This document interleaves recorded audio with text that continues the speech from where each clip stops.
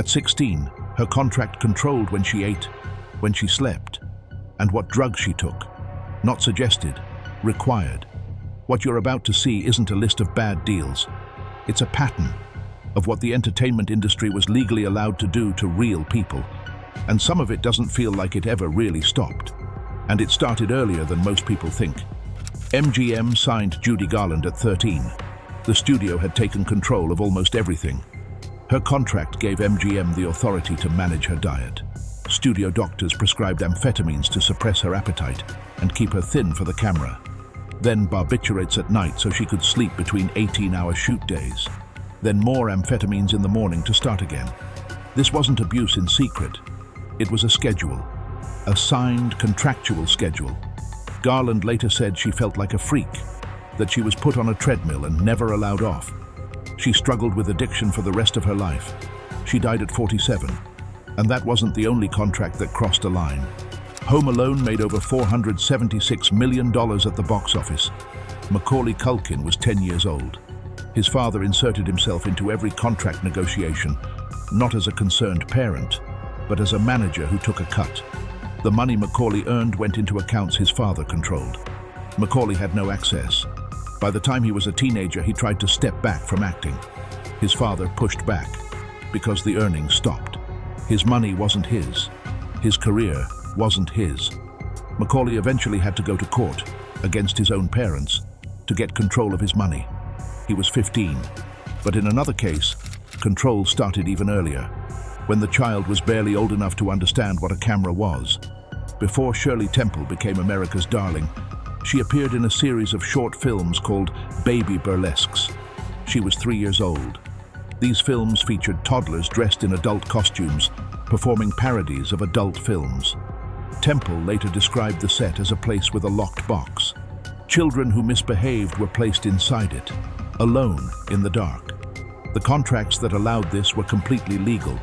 There were no child labor laws that applied to film at the time. And the studio's right to use her image, in any way they saw fit, was signed away by her mother before Shirley could walk to school on her own. If you're still here, you're starting to see the pattern. And it doesn't get better. It gets harder to explain. Prince signed with Warner Brothers in 1977. By the early 90s, his contract had become something he described as a form of ownership. Not over his music, but over himself. Everything he created didn't belong to him. His name, his output, his identity as an artist. So he stopped using his name. In 1993, Prince changed his name to an unpronounceable symbol. A combination of the male and female signs merged into one. He started writing "slave" on his face in public. He wasn't making a fashion statement. He was telling you exactly what he believed the contract had made him.